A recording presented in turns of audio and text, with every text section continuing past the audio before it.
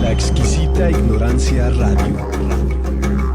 Creencias religiosas. Nuevos para Un espacio de conversación nuevas. sobre las religiones y un lugar de reflexión sobre la convivencia. Este programa es producido por el Centro de Estudios Religión y Sociedad, el Departamento de Filosofía y el Cuerpo Académico Cultura, Religión y Sociedad del Centro Universitario de Ciencias Sociales y Humanidades de la Universidad de Guadalajara.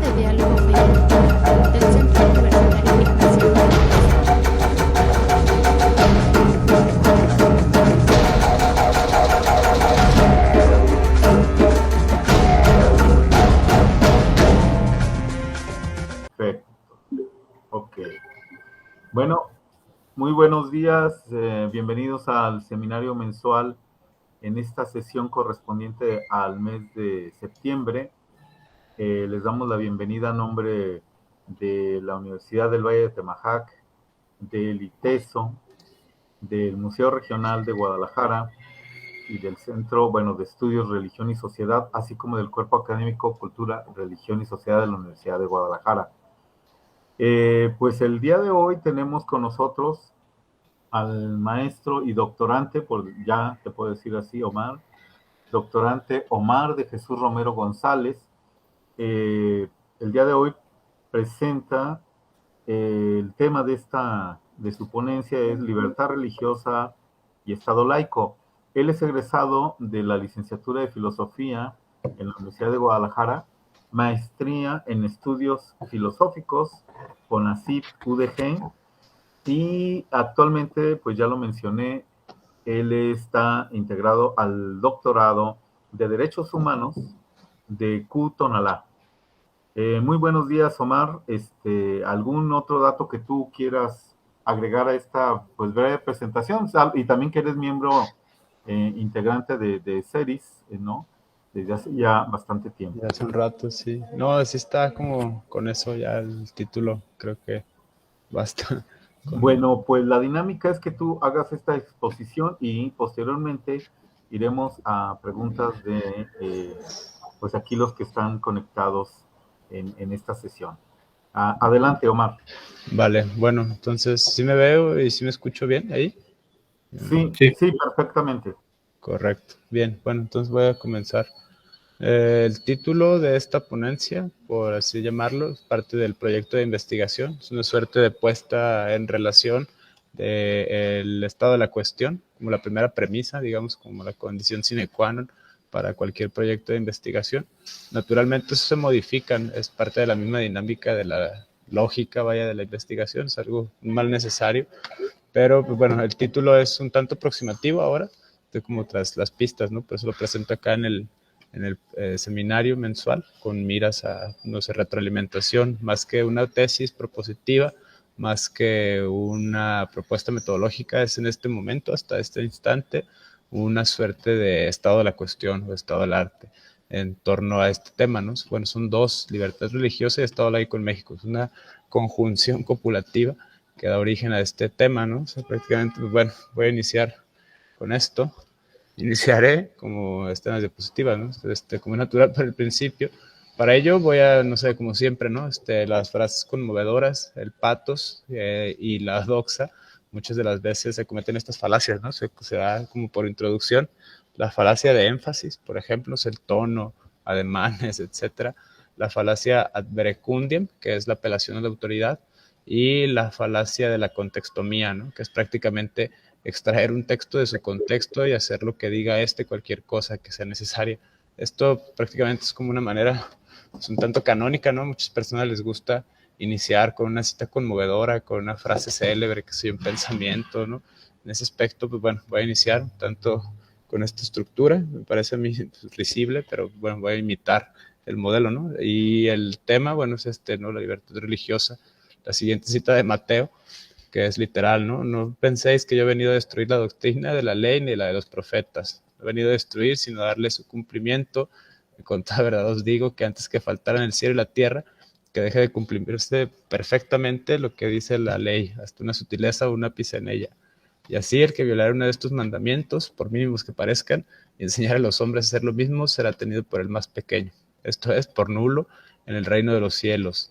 Pero el que los guardare y enseñare, ese será tenido por grande en el reino de los cielos. Inicio de esta cita tiene que ver bastante con el tema Estado laico y libertad religiosa en México. Dos temas bastante polémicos actualmente, desde varios flancos. En este caso, con una aproximación multidisciplinaria, y aquí está el objetivo, ¿no? Radica en poner en manifiesto la complejidad del tema. Este tema son dos, de hecho, es como copulados con una conjunción, libertad religiosa y Estado laico en México. Unas tendencias, direcciones y debates contemporáneos sobre el tópico que atañe.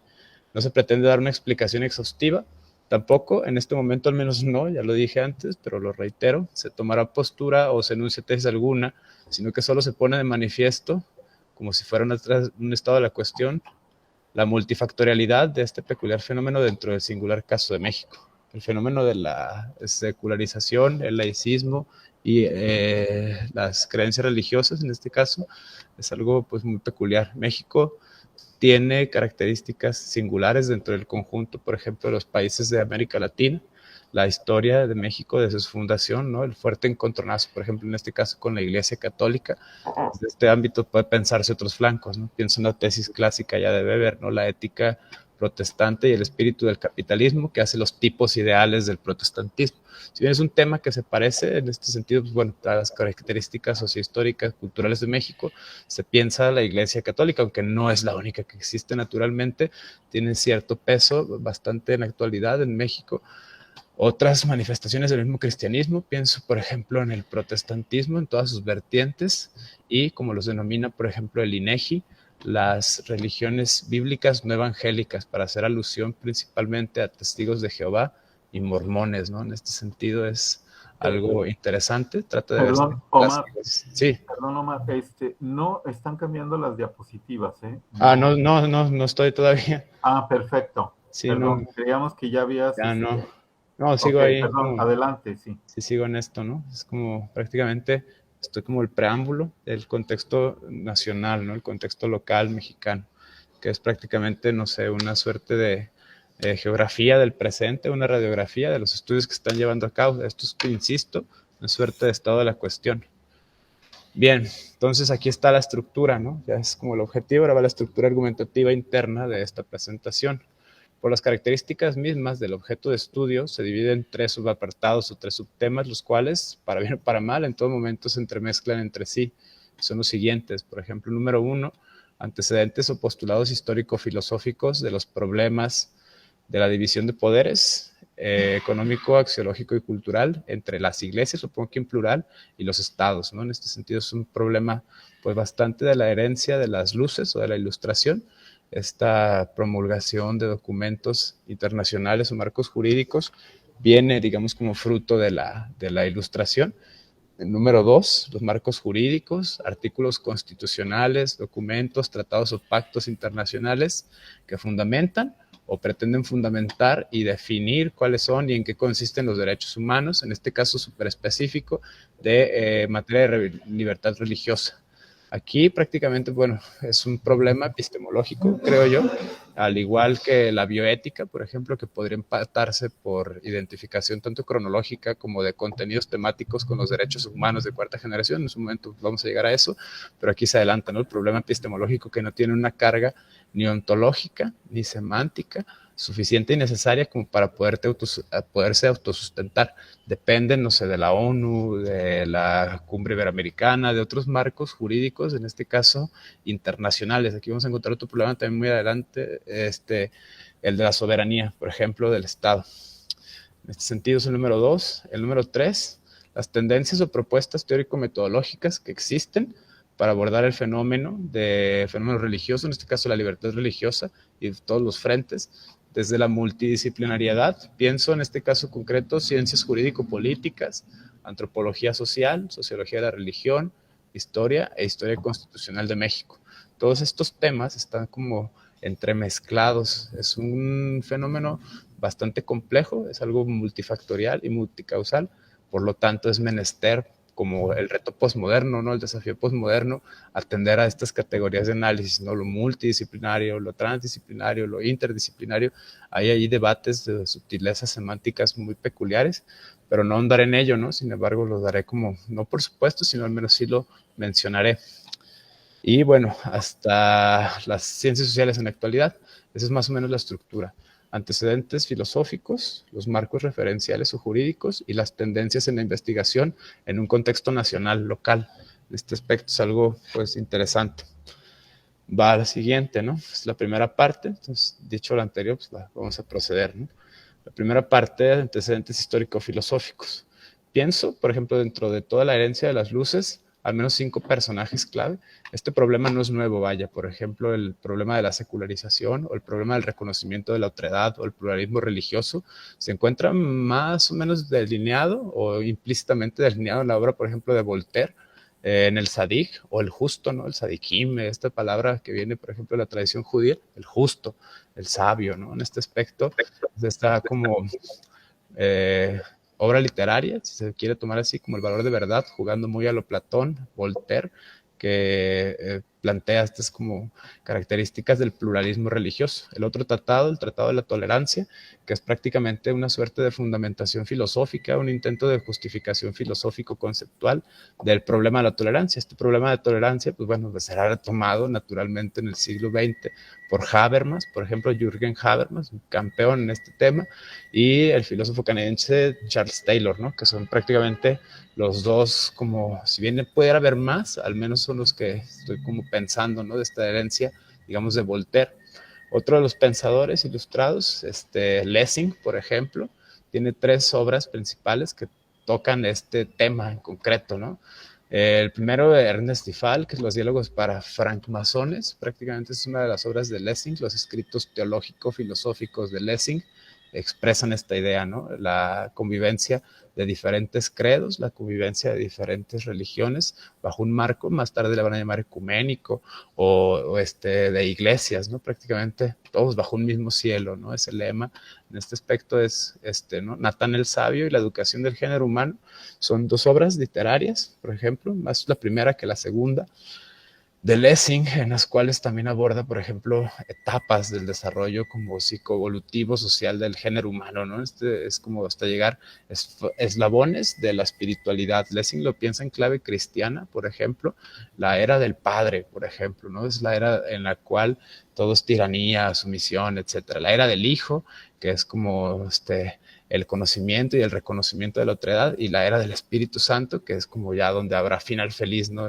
Como pensamiento milenarista, por así decirlo, lo toma incluso Lessing no me acuerdo del nombre, pero es de Fiore, este monje prácticamente que hablaba de como sucesión lineal del desarrollo espiritual de la humanidad. Es una idea pues bastante ilustrada, en cierto sentido algo romántica, antecediendo históricamente Lessing es antes, ¿no? De este aspecto, pero bueno, va por ahí este problema de la convivencia de diferentes iglesias o diferentes credos bajo un mismo marco de referencia estatal. En este aspecto es algo interesante. Esos son 2, ¿no? Faltan al menos 3 para como inductivamente, ¿no? Amarrar el argumento. El que sigue es Nicolás de Condorcet, por ejemplo, o el Conde, o Marqués, no me acuerdo, pero prácticamente este señor es muy interesante, ¿no? Este personaje francés tiene unos textos bastantes, un hombre bastante prolífico, muy interesante de la ilustración. Reflexiones sobre la jurisprudencia universal. Esto suena, por ejemplo, al derecho internacional de los derechos humanos, es como los antecedentes teórico-filosóficos. Ensayo para conocer a la población del reino. Pienso una suerte de etnografía, una suerte de consenso o descenso, ¿no? Onda lo INEGI, onda no sé, antropología social, es como pionerísimo. Antes de que existiera, qué sé yo, Malinowski, o antes de que existiera la antropología moderna, ya estaba este señor pensando esa posibilidad metodológica. Otro gran éxito, otro clásico, la división de la naturaleza de los poderes en una nación. La famosa división tripartita de la Revolución Francesa viene dada aquí, ¿no? Son los supuestos, digamos, teórico-filosóficos de los cuales parten estas fundamentaciones o estas justificaciones histórico-sociales. y prácticamente este último, ¿no? Lo que los ciudadanos tienen derecho a esperar de sus representantes. Prácticamente eso puede ser como un antecedente de lo que ahora se conoce como el modelo de gobernanza o gobernabilidad, ¿no? En este aspecto como que apela más a la participación ciudadana para trabajar codo a codo a la par con el gobierno, ¿no? Cambia la noción de Estado, es otro problema que vamos a ver más adelante, pero permite, facilita, ¿no? Incluso los debates contemporáneos apelan a la transversalización de políticas públicas, el top 3, no sé, la política de género, número 1, o quizá un poco ya más trillado, ¿no? En este aspecto, la cultura de paz y los derechos humanos, lo que sea que eso signifique, ¿no? Hay un debate bastante interesante acerca de la fundamentación, el alcance, la semántica de estos conceptos que están pues bastante en boga en la agenda gubernamental, por ejemplo, a nivel interinstitucional, al menos de discurso, o no, o al menos de manera positiva en los documentos, pueden rastrearse en la obra de este personaje. Otro pensador, Moses Mendelssohn, el abuelo de Félix Mendelssohn, tiene un texto muy interesante, es como el partidario de la Ilustración o la Haskalah judía, ¿no? En este aspecto es su texto, Jerusalén, tratado sobre el poder religioso y el judaísmo. Es peculiar el caso del judaísmo y Mendelssohn, siguiendo, por ejemplo, la línea de pensadores judíos, desde la tradición, prácticamente como tan la ilustración judía, por así nombrarlo, ¿no? Trata de la división de los poderes en un Estado. Por ejemplo, el Estado confesional, católico, cristiano o protestante, ¿no? Puede ser otras maneras del protestantismo, el cristianismo tiene varias vertientes, ¿no? En este caso, Mendelssohn plantea la perspectiva judía.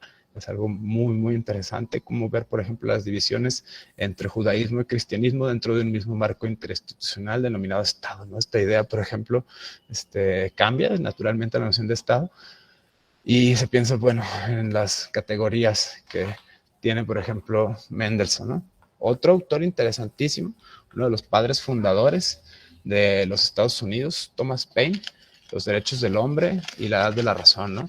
Es prácticamente una fundamentación de lo que más adelante se va a denominar pues, derechos humanos. En este aspecto son como 5 pensadores que están, digamos, intermezclados en la Ilustración para poder llevar a cabo esta como justificación teórico-filosófica en tanto que antecedentes historiográficos, ¿no? Desde ese punto de vista es algo pues interesante. Si lo planteamos como un mero antecedente histórico, pues es válido, es útil, al menos para dar como una suerte de aproximación a este fenómeno.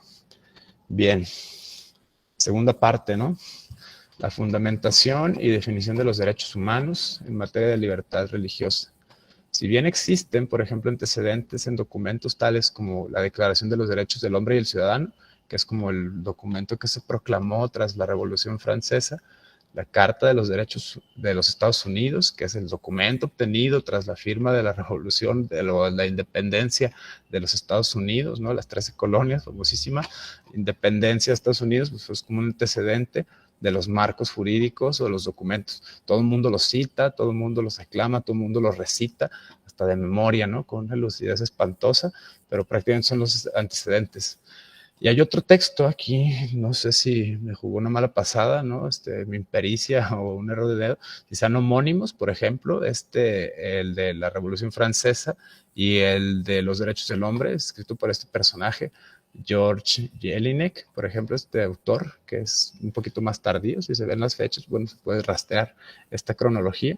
Allí, pues bueno, lo pelo a fe de ratas, ¿no? Asumo la consecuencia, pero bueno, no es, independientemente de estos 3 documentos como fundatorios, no es sino hasta el siglo XX, tras finalizar la Segunda Guerra Mundial y todos los horrores que se vivió en la humanidad, se crean las Naciones Unidas, ¿no? En este sentido, se acaba la guerra, las Naciones Unidas se crean en el 45 y la Declaración Universal de los Derechos Humanos se da el 10 de diciembre del 48. Así que prácticamente aquí empieza como la odisea desde la Ilustración, que es como heredera, son, digamos, los derechos humanos herederos de esta tradición ilustrada, que plantean precisamente el problema de la secularización del Estado y la división de poderes, ¿no? La división natural entre la Iglesia y el Estado, que son como manifestaciones que más adelante se van a gestar de una manera u otra, aparecen aquí plasmados. Bien, estos es como los antecedentes, ¿no? Antes de la ONU, antes de esta declaración del 48, pues pueden rastrear estos 3 documentos. Si bien hay más, estos son al menos 3, ¿no? Una regla inductiva pues, básica. Bien, después de la segunda mitad del siglo XX, y de acuerdo con lo estipulado con la ONU, que fue fundada el 26 de junio del 45, en la actualidad hay un debate, algunos ponen más, otros menos, ¿no? Eso es algo muy interesante, de los derechos humanos, la existencia de 30 derechos humanos. Según la ONU, si uno consulta, por ejemplo, esas páginas, así como el nivel más macro, el nivel más internacional, cómo se va reduciendo. Es algún ejercicio que trato de hacer como de delimitación. Debido entonces a la multiplicidad de los derechos humanos, estos tienden a pensarse bajo dos flancos. Por ejemplo, se categorizan así, ¿no? Su orden cronológico de aparición o una suerte de genealogía, cuál fue primero y cuál fue después. En este aspecto se plantea esta premisa porque se reconoce bajo ciertas ópticas sociales que los derechos humanos se van generando por las luchas y las victorias alcanzadas por determinados grupos sociales al paso del tiempo. Pensemos, qué sé yo, el caso de las sufragistas feministas, ¿no? En este sentido, la mujer se logra el voto femenino, ¿no? De grandes avances, no sé, Franz Fanon y los negros, ¿no? En este sentido es como se van logrando como alcances. Desde ese punto de vista es una categoría, una manera de pensarlo. O la otra, que van de la mano las dos, por ejemplo, es las temáticas a las cuales competen o atañen cada uno de los derechos humanos, ¿no? Aquí hay bastantes categorías: civiles, políticos, culturales, sociales, medioambientales. Según el siguiente argumento, es lo que vamos a ver, cómo se va dando una evolución hasta llegar, por ejemplo, esto de lo más general a lo más particular, ¿no? La generalidad de los derechos humanos, herencia de la Ilustración francesa, hasta aterrizarlos a los temas de libertad religiosa y el peculiar contexto del caso mexicano en torno a las reformas constitucionales en materia de libertad religiosa y Estado laico. Esa es como la estructura, ¿no? Desde ambos puntos de vista, los derechos humanos tienden a pensarse como la noción de generaciones de los derechos humanos. En este aspecto es como estas dos vertientes. Bien, esta noción de generación de los derechos humanos hace, entre otras cosas, alusión a la problemática relación histórico-dialéctica entre al menos tres entidades. Aquí tres vamos a considerarlos ya bien como agentes sociales o bien como meros supuestos deontológico-normativos para darle, no sé, regulación a la estructura social o estatal, ¿no? En este aspecto, bueno, la sociología del siglo XX va a dar ciertos avances en torno a este tema en concreto, ¿no? Pienso estos tres agentes, ¿no? El primero de ellos es el agente, el Estado, y aquí hay un montón de definiciones de Estado diferente, por eso se van cambiando, digamos, la noción de Estado con las nociones de los derechos humanos. Es una manera como clave pensarlos, ¿no?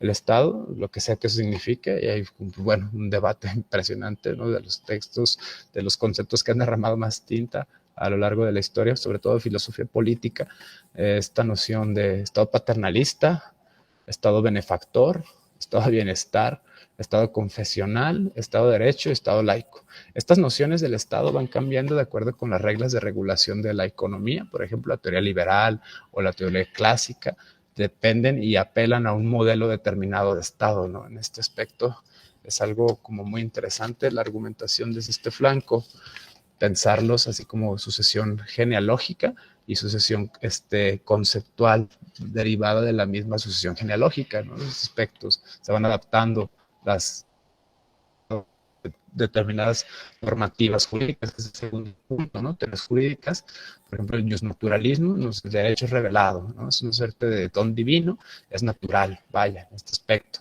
Otra de las corrientes, no sé, el positivismo jurídico, niega la anterior, postulando, bueno, la efectiva existencia de un marco normativo positivo, que es prácticamente algo puesto, artificial, completamente construido por el hombre. Esto es que es una de las tendencias actuales, por ejemplo, o diversas normativas, ¿no? A la luz de los distintos marcos de ordenación, ya sea regional, nacional, local e internacional, ¿no? En este sentido es como la base del Estado está en la Constitución, en la Carta Magna. Una deontología, por ejemplo, principio, ¿no? En este sentido, casuística, que es en cierta medida la antítesis de la deontología, casos o principios, ¿no? O el convencionalismo. Entonces, por ejemplo, pienso, no sé, en las ideas contemporáneas, no sé, John Rawls, por ejemplo, podría ser como inspirado de estas teorías, ¿no? Una convención a la cual se parte a echar a andar el mecanismo estatal. Y el tercer problema, o el tercer es como variable de esto, es el problema de la soberanía del Estado. Entonces, 3 teorías, al menos: soberanía compartida, contextualismo jurídico y constitucionalismo multinivel. Estas teorías prácticamente ven cómo va de la mano la economía, la política y ciertamente el mecanismo estatal. Insisto, van cambiando las generaciones de los derechos humanos en virtud de estas 3 variables. Se van adecuando según las nociones o según las corrientes sociohistóricas del tiempo. Prácticamente, pues bueno, estos son como requisito hermenéutico. No podemos culpar, no sé, Platón era fascista o Aristóteles era misógino, pues no existían ni siquiera esos conceptos, ¿no? En la época de Platón y Aristóteles, por citar un ejemplo bastante burdo, pero pues bueno, esto tiene que darse así como esta explicación, creo que es clave para entender el fenómeno que sigue. Desde este punto de vista, pues bueno, señalados, la visión cronológica o la visión temática, se las 3 variables, por ejemplo, el Estado, la soberanía y son las variables, ¿no? En este aspecto se pueden pensar de la siguiente manera: las generaciones de los derechos humanos. Primera generación, o sea, derechos civiles y políticos, ¿no? Frutos del siglo XVII y XVIII. Las luces, por ejemplo, ¿no? En este sentido, los pensadores. Cómo se da una separación eficaz de los poderes del Estado, la Iglesia y la sociedad, por ejemplo. En este sentido, surge allí. Obtienen derechos civiles y políticos. Puedes votar, puedes tener representación política, etcétera, ¿no? Dentro de la segunda generación, por así decirlo, de grosso modo, son los derechos económicos y derechos sociales, o sea, prácticamente los derechos laborales, los derechos, no sé, una vida digna, surgen bajo el modelo, por ejemplo, de Estado, que van cambiando en este aspecto, es algo interesante, mientras que los de primera generación pueden apelarse, no sé, al Estado liberal, no sé, inspirados en la teoría de David Ricardo y Adam Smith, de regulación estatal por medio del capital por medio del Estado. En este sentido se supone esta como noción. La segunda noción, la segunda generación, parte del Estado liberal, ¿no? En este sentido, el liberalismo económico, el dejar hacer famoso, es prácticamente el fruto de la segunda generación y los derechos sociales. Las talentos pueden competir siempre y cuando se genere, o sea, el bienestar o el capital, ¿no? En este aspecto es una noción interesante. La tercera generación, que va de los derechos culturales, los derechos laborales, ¿no? El siglo XIX y primera mitad del siglo XX, tiene que ver con el modelo, no sé, del Estado, que da como origen, vaya, no sé, a la, ¿cómo se llama? El Estado benefactor, prácticamente Estado de bienestar, prácticamente se tenga como la satisfacción generalizada y garantizada por el Estado. Y finalmente, pero no es importante y más actual, la cuarta generación. Aquí hay un debate interesante si existe o no, más que de manera nominal o si existe de manera factual, esta denominada cuarta generación. Aquí se puede pensar por extensión y analogía la bioética, por ejemplo, ¿no? O sea, temas de medio ambiente, temas de experimentación, temas de farmacéutica, clonación, de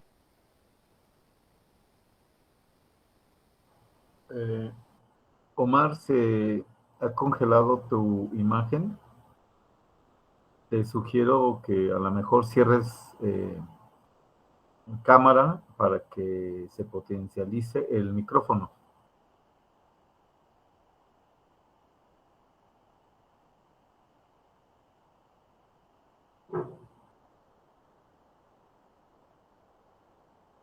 Bueno, estamos teniendo una falla pues en el sistema. Esperemos que un momento se solucione.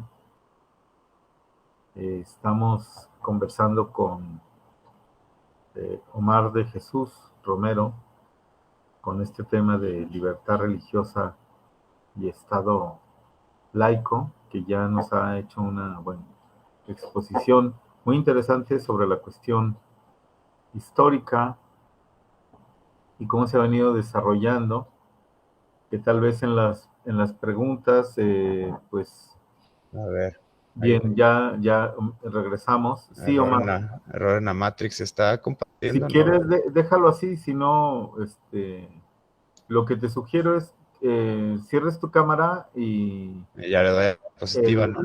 sí, el micrófono se A ver, potencializa. Ajá. pero sí está compartiendo, ¿verdad? Sí, Ahí está ya una mala jugada. A ver, Ya se trabó otra vez. Digo, al menos te estamos escuchando. Si quieres Ok. continuar. Vale, a ver. Ok, Les voy a apagar la cámara sí. para que acá se vea chido. A ver si se está presentando o no. No, no se está presentando. A ver, voy a hacerlo de nuevo. Sí, A ver, ahí va. Según eso, ahí está. sí, ahí ya está apareciendo. Así, adelante. Ok, me quedé en eso, ¿no? Sí se ve esta diapositiva, ¿no? Desde ambos flancos, etc. Sí, sí la vemos. Ok, bien. ¿No? Me quedé en el argumento de cuarta generación de derechos humanos, étnica, lingüística y el derecho a la información, entre otros. Pues aquí se puede empatar, se puede emparetar una suerte de identidad, ¿no? Entre derechos de cuarta generación y la bioética, ¿no? Insisto, estos dos problemas se pueden manifestar de manera similar, puesto que carecen, digamos, de una fundamentación autónomas, ¿no? En este sentido, dependen de los marcos referenciales o de los tratados. En este sentido, es algo pues, interesante, ¿no? Pensar desde como cronológico. Bien, a ver, voy a ver si sigo acá mejor. Está como, bueno, a ver, voy a apagar la cámara, ¿no? Si se ve allí, ¿no? La diapositiva o no.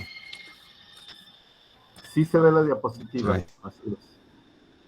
no se ve gigantes. Bien, así lo voy a dar. Entonces, dentro de estas cuartas generaciones, o sea, ya como delimitándolo a la Comisión Nacional de Derechos Humanos en México el 16 de junio del 90, que es prácticamente los derechos humanos en materia de religión, derechos cívicos, políticos. Eh, Omar, está fallando el sonido. Si cierras tu cámara. A ver, vale, ya. Ok. Genial. Bien, entonces es como argumento, ¿no? Los diferentes tipos de derechos humanos reconocidos por la CNDH, creada en el 90, al menos aquí en México. Todo esto como antecedente de los marcos como teóricos y los marcos, digamos, jurídicos o normativos en los cuales se pretende fundamentar esto. Como el derechos humanos,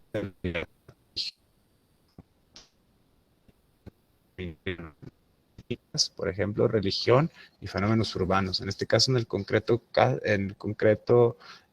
contexto mexicano. Trato de pensarlo desde un ámbito eminentemente nacional o local, ¿no? Desde este flanco es algo pues, interesante. Libertad, o sea, prácticamente la facultad del ser humano de autodirigirse. La libertad de expresión, que esto ya es un tema que se veía desde la misma ilustración. La libertad de prensa. La libertad de conciencia, por ejemplo, ¿no? La objeción de conciencia, famosa ahora, en este sentido es algo pues interesante. La libertad de asociación, la libertad de culto, la libertad de reunión y por supuesto implícito en todos y cada uno de ellos la educación, ¿no? Que es parte fundamental para, según algunos, llevar a cabo la ciudadanía y el ejercicio de los derechos tanto cívicos como políticos. Es una línea, digamos, lógica, sobre todo cuando se aterriza desde este flanco. Puede pensarse desde sus ejes temáticos o desde su construcción cronológica e histórica, que es como las dos variables que existen de análisis. Bien, la siguiente, voy a seguir. Tengamos ahora en cuenta, para aterrizarlo, como agentes sociales, el Estado, la soberanía, y multiplicamos la apuesta en el caso de México con la Iglesia, en este caso la Iglesia Católica, aunque si bien hay más, históricamente ha tenido más peso la Iglesia Católica en México. Esto es desde que, bueno, existe México como tal, ¿no? Antes, bueno, la Nueva España y demás, la conquista espiritual. Aquí tenemos en cuenta la historia constitucional de México. Nuestro país, como un ente sociohistórico, más o menos 200 años de su existencia, ha tenido diversas constituciones o cartas magnas. Si bien no son todas, son al menos las más emblemáticas, ¿no? La Constitución de Cádiz, la Constitución del gobierno español en México, 1810 al 12, famosísimos sentimientos de la nación de Morelos, la Constitución de Patzingán del 14, los inicios del México independiente tras las guerras, ¿no? La fundamentación, la famosísima Ley de Manos Muertas de Valentín Gómez Farías, que estos son como claves para comprender las reformas constitucionales actuales en materia de libertad religiosa y participación política de las iglesias al interior del marco referencial de una democracia representativa como es el caso de México. Eso es algo interesantísimo. La Constitución del 57 de Juárez, por ejemplo, y las leyes de reforma, la ley del Lerdo principalmente, en este sentido es algo la división de la iglesia y el Estado, ¿no? Quitarle, por ejemplo, a la iglesia la injerencia política y la participación a nivel público. La Constitución de 1917, tras el derrocamiento de Porfirio Díaz, se firma esta Constitución que, tras aplicarse, genera nada más y nada menos que la Guerra Cristera, ¿no? En tiempos de Plutarco Elías Calles, prácticamente se genera la cristiada, ¿no? Es como la iglesia o los sectores apegados a la iglesia se a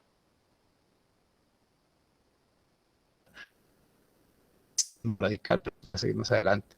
Y las reformas constitucionales actuales, digamos, 10 años ya, algo así, en México, ¿no? En materia de libertad y varios otros flancos, sobre todo la implementación de los derechos humanos, ¿no? Como debate jurídico, pues muy peculiar.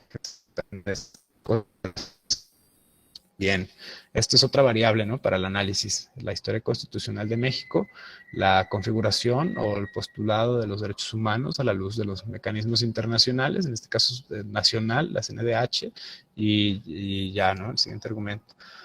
Otra peculiaridad del caso de México es la singular relación en virtud de este anterior, las constituciones entre iglesias y Estado. O sea, tiene, por ejemplo, aquí está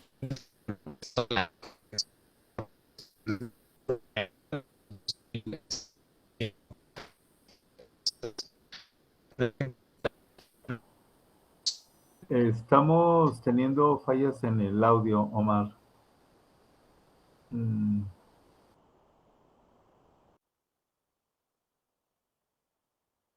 Adelante.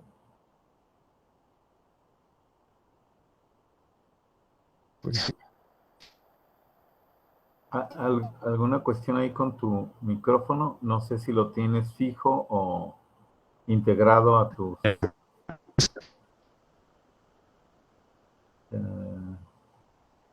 seguimos sin escucharte, ¿eh? Activado. Ahí, ok. Ahí ya, ok. Sí. Ya, a ver, me lo voy a jugar así, ya. Está como puras fallas. Bien, en fin, voy a apagar la cámara o la voy a tratar de así. Así la voy a apagar. Bien, sí se ve ahí. Sí se ve la diapositiva. Ajá. Ah, vale. Entonces, bien. Entonces, aquí se desprende las relaciones de iglesia y Estado, ¿no? El título de esta ponencia, pues, tiene como título esa ponencia, así no tal cual es el problema.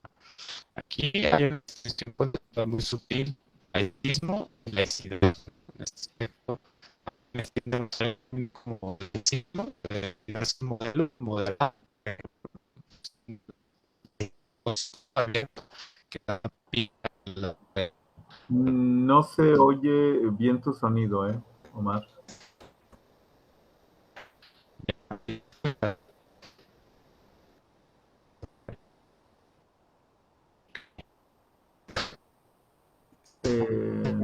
Seguimos. Sí. No, es una cuestión de la conexión.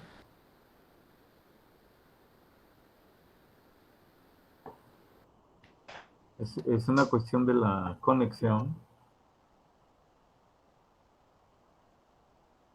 Bueno, estamos conversando con con Omar de Jesús Romero.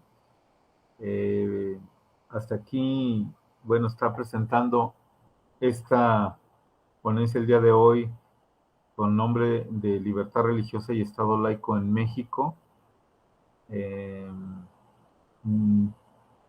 Ustedes, bueno, quienes esté viendo estas diapositivas, ha llegado hasta este adelanto en la ponencia ya sobre lo que va a ser la cuestión de derechos religiosos y esto que siempre se ha sopesado sobre la cuestión de lo laico, la laicidad para contraponerlo a una vida política y cotidiana frente a la cuestión del Estado.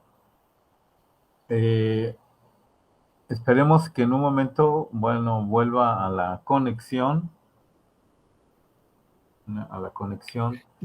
Darío, Sí, yo creo que hay que hacerle la propuesta de que cierre su presentación y lo que falte, pues que lo exponga sin esa ventana abierta, porque a lo mejor esa ventana también está afectando pues la recepción de la señal.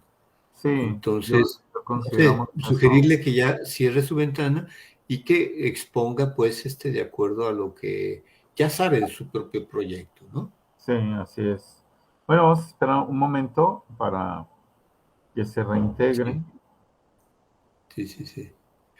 Bueno, yo quiero aprovechar para preguntarle a Francisco Javier A si ver, tiene alguna... permíteme, Sí, Juan Diego, voy a detener la grabación. sí.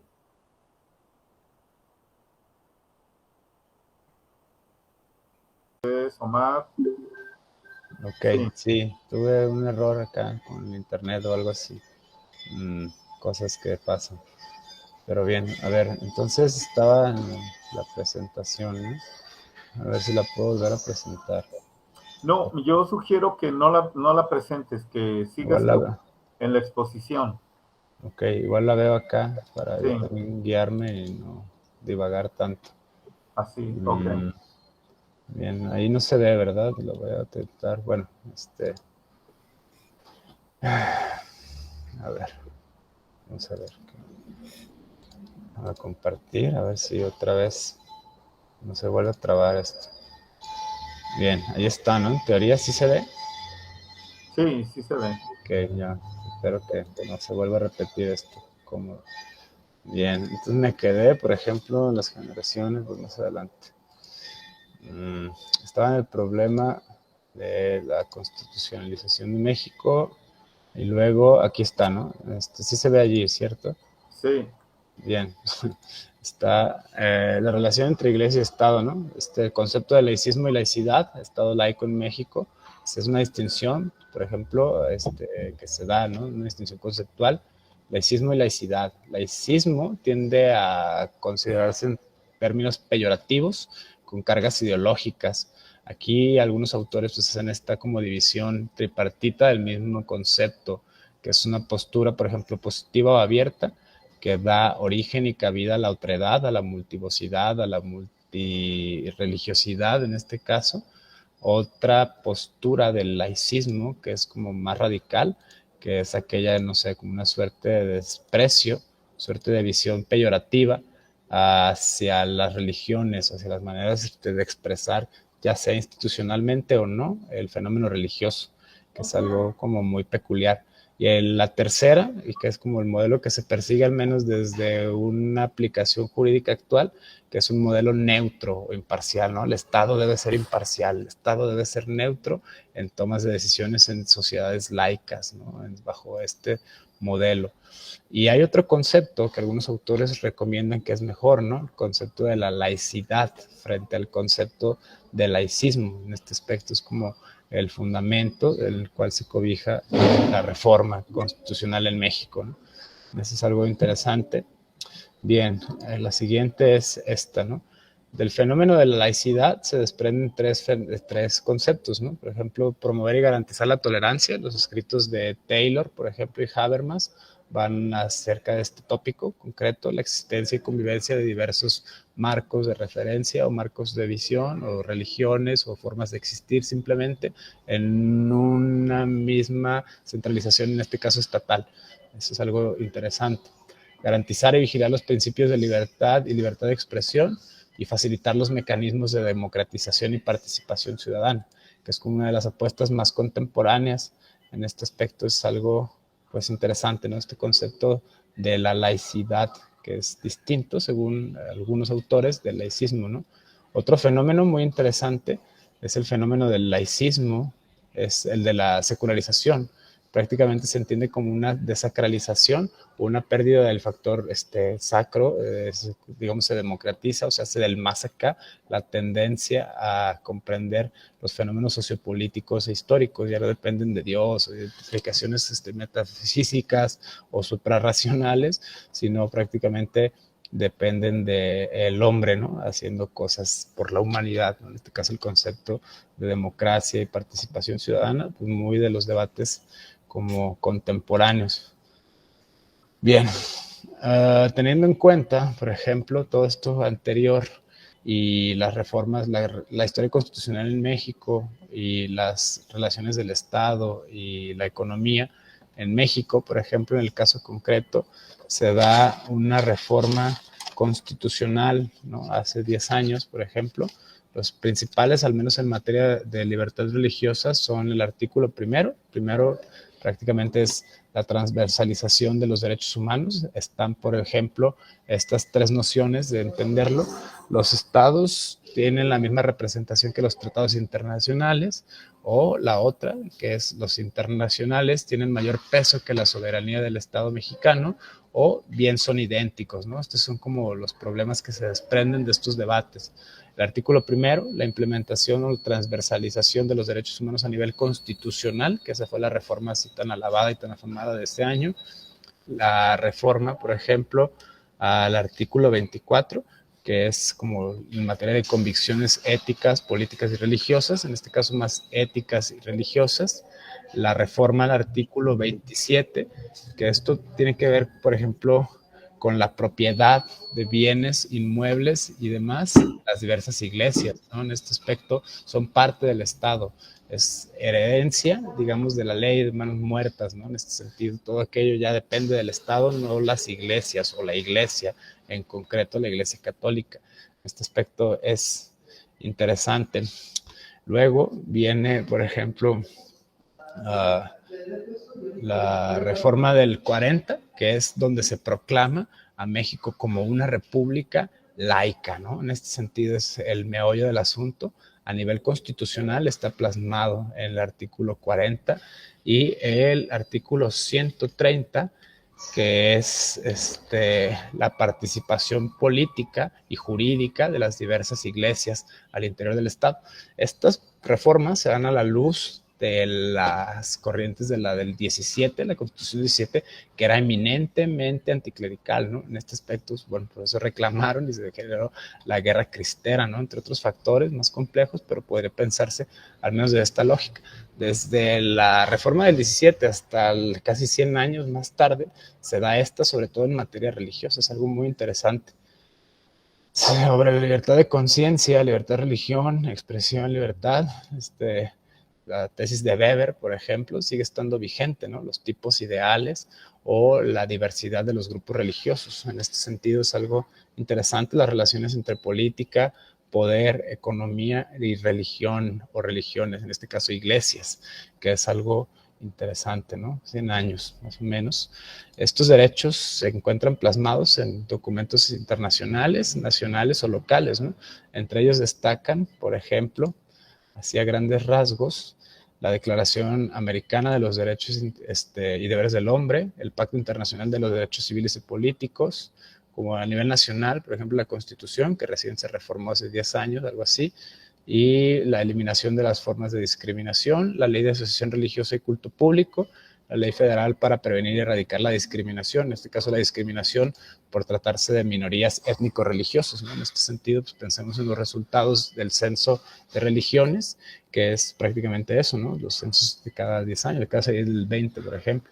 Otra cosa es aquí, ¿no? La Suprema Corte de Justicia y la Corte Interamericana de los Derechos Humanos. Se supone que son los mecanismos internacionales que defienden y garantizan, promueven este tipo de libertades, ¿no? En este sentido es algo, pues, interesante a nivel normativo. Aquí está el debate de si solamente se llevan a cabo a nivel positivo, a nivel del papel, digamos, de manera formal, y que no tienen en efecto una aplicación, puede ser por el etos cultural del contexto mexicano, o puede ser por otros factores, ¿no? Que ese es como el problema radical y central que existe en pensar este fenómeno, ¿no? O sea, cómo es que no se llevan a la realidad cosas que suenan maravillosas en el papel, ¿no? Que es como el problema que hay por antonomasia en estos temas de la fundamentación jurídica y axiológica de todos estos tratados y principios, que es un tema, insisto, pues bastante interesante.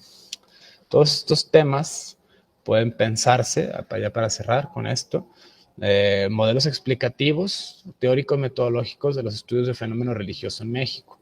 Por tratarse de contextos eminentemente nacionales o locales, no se incluyen aquí teorías que tienden a ser como todavía poseídas del espíritu absoluto, a explicar la totalidad, ¿no? Del todo. O sea, prácticamente no se piensa en estas, no sé, estructuralismo y funcionalismo como teorías omniabarcantes o teorías globalizadoras que tienden a pensar la totalidad, ¿no? Es un sueño pues bastante romántico, muy decimonónico aún. Otras, las grandes teorías, de las cuales, por ejemplo, muchas veces por tradición, aquí tradición en sentido hermenéutico, son citadas en contextos locales, ¿no? ¿Cómo es que se cita a un autor? Porque como es una categoría simple, ¿no? Citando un montón de categorías de otros autores, ¿no? Por ejemplo, no se piensa en este nivel, no es lo mismo, qué sé yo, los diálogos locales, que no sé, la teoría de Foucault, o la teoría de Berger y Luckmann, o la teoría de cualquier otro teórico grande, ¿no? En este sentido, Bourdieu, cualquiera, ¿no? En este sentido puede ser esas teorías como más macro, ¿no? Si bien no son totalizantes, son al menos la gran teoría, los grandes pensadores, los clásicos modernos, ¿no? En este sentido es algo, pues, muy interesante. Y aquí es donde prácticamente quiero detener mi atención, es la siguiente y última diapositiva. O sea, dentro de, son los autores que he leído prácticamente, ¿no? O sea, el reino de los vivos, ¿no? La mayoría del reino de los muertos, prácticamente es como hacer algo del presente. Aquí, bueno, subdivido de manera bastante aleatoria y pues muy funcional al menos para mí, ¿no? Siguiendo el modelo de Descartes. Si esto me funciona a mí, no sé si les sirva, pero bueno, ahí está, ¿no? En ese sentido es esto, ¿no? La primera subdivisión, los estudios jurídicos y políticos a nivel de las reformas constitucionales y las movidas de constitucionalización y legalidad en México, pues destacan estos autores, ¿no? Que son los que principalmente he revisado. Miguel Carbonell, que hasta es youtuber, ¿no? Por ejemplo, el doctor Carbonell, que diálogos con Carbonell, ¿no? Tiene por ahí un espacio en el YouTube. Jorge Carpizo, que pues de los, digamos, acervos de la Comisión Nacional de los Derechos Humanos llevan el nombre de este autor, este jurista, por ejemplo. Otro de los paladines, ¿no? De las investigaciones jurídicas de la UNAM es Pedro Salazar Ugarte, que son los que hablan de reformas y leyes y demás. Alan Arias Marín y Alonso Lara Bravo, que son como los que escriben y redactan en cierta medida los documentos oficiales esgrimidos o redactados, publicados por la CNDH en materia de libertad religiosa. Aquí otra distinción, ¿no? El modelo estudios antropológicos y sociológicos. Está con la obra del doctor Elio Masferrer, prácticamente sus textos, ¿no? La metodología para el análisis sociopolítico, tiene un libro, ¿no? Además del 2018, donde habla de ciertos mecanismos, digamos, metodológicos para analizar el fenómeno de la religión. Destaca también Norberto Barranco, por ejemplo, director, ¿no? Del programa Sacro y Profano, sociólogo, por ejemplo. Sus obras, ¿no? Acaba también de sacar un libro sobre la pederastía en México y tiene otros estudios muy peculiares sobre el principio de laicismo y laicidad. Todos los autores, sociólogos. Sí. Nada más una observación. No es Norberto Barranco, es Bernardo Barranco. Ahí me fue el rollo. Sí, para que luego no la vuelva a aplicar. Bernardo, sí, es, bueno, es este señor, ¿no? Me fue el nombre. Bueno, ahí está el sueño, ¿no? O algo. Fe de ratas. Allí, este autor habla de la, digamos, secularización del Estado y el Estado laico en México, ¿no? Es algo como interesante.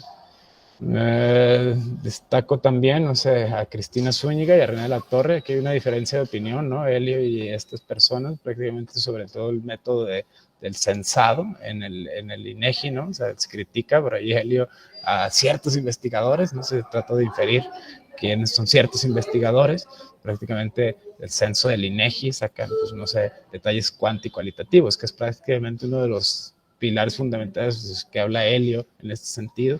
Es algo interesante desde la sociología, desde la antropología, ¿no? Los temas de Helio son como más de política y poder, son temas como, digamos, más oscuros, ¿no? Más densos, ¿no? En este sentido.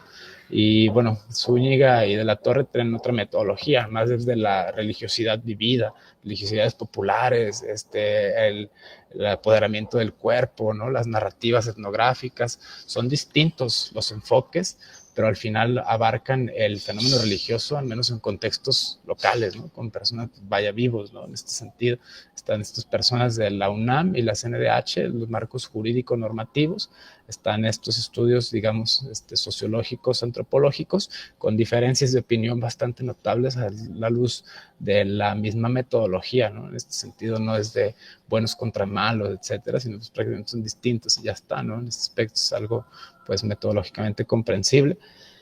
Y bueno, dentro de los estudios filosófico-históricos, ¿no? Pienso, por ejemplo, en la obra de Fabiana Costa Rico, ¿no? Es prácticamente historiador de la Reforma, o sea, prácticamente Fabiana es el recuento de todas estas relaciones desde la Reforma hasta la actualidad, ¿no? Desde un punto de vista como filosófico e historiográfico.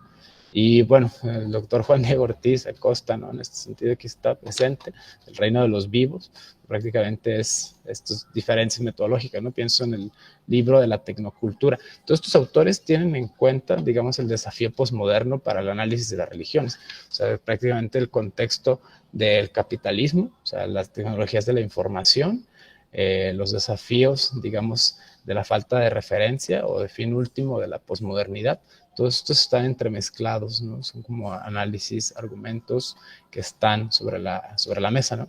Bueno, estos son como autores de los contextos locales, nacionales, divididos en tres flancos, ¿no? Insisto, los jurídicos, los, digamos, sociológico-antropológicos y algo más de carácter historiográfico, filosófico. Es una categoría bastante aleatoria, a mí me funcionó, vaya, lo entiendo, pero de ahí no sigue que sea verdad, ¿no? En este aspecto es algo, pues, bastante destacable. Y pues sería la última diapositiva, en sentido estricto. La recopilación del argumento nos trata de ser como exhaustiva, sino simplemente delimitativa o exploratoria en este aspecto, ¿no? Tratar de indagar sobre las propuestas metodológicas de estos diversos autores desde los diferentes flancos de los cuales se escriben. Todo esto con la finalidad de obtener un marco de referencias o un andamiaje conceptual, teórico-metodológico que me permita moverme, por ejemplo, en esos temas, que a mí sería como la primera premisa. Lo que me interesa realmente es como ver la justificación ontológica de los derechos humanos, ¿no? En este sentido, una justificación nominal. Desde mi óptica no se ha dado como el giro, que prácticamente es de la versión medieval o renacentista, ¿no? La dignidad humana y cosas así, a las concepciones modernas o posmodernas. Pienso, por ejemplo, en la construcción de la categoría de sujeto, ciudadano e individuo, que pues, se puede arrastrar, qué sé yo, desde Descartes, Kant, Kierkegaard, Habermas, por ejemplo, ¿no? Esta línea de estos autores que han trabajado el concepto, que no necesariamente apelan a un naturalismo, una revelación dada por la divinidad, onda Tomás de Aquino, ¿no? Entonces es realista, es monista, es, no sé, el padre del catecismo, ¿no? De entradas, en este sentido es algo, pues, muy interesante. Quiero dar como ese giro, al final sería como el fin último, pero esta presentación, digamos, a grosso modo ha sido como el estado de la cuestión, tanto a nivel como de justificación de los mecanismos que permean o sustentan los derechos humanos, la justificación dentro del marco referencial nacional de la historia constitucional de México, las diversas relaciones entre iglesia y Estado, o sea, prácticamente a la luz de la historia, una suerte de genealogía en este aspecto. Y la otra, bueno, las propuestas de los vivos, ¿no? En este aspecto, en el contexto social nacional, diferentes comunidades epistemológicas que permitan la justificación y la fundamentación de estos fenómenos religiosos en la actualidad. Sería, digamos, de mi parte, pues, todo, o sea, en este sentido. Ya el error en la Matrix más de 2 veces, así que, pues, prácticamente sería la ronda de preguntas. O sea, no sé qué siga del protocolo, Darío, Diego. Sí, muchas gracias, Omar.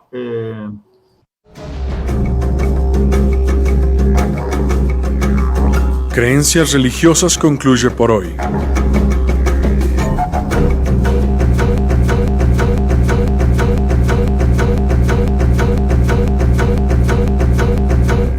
programa es producido por el Centro de Estudios Religión y Sociedad, el Departamento de Filosofía y el Cuerpo Académico Cultura, Religión y Sociedad del Centro Universitario de Ciencias Sociales y Humanidades de la Universidad de Guadalajara. Les esperamos el próximo martes a partir de las 6 de la tarde a través de la página oficial de La Exquisita Radio.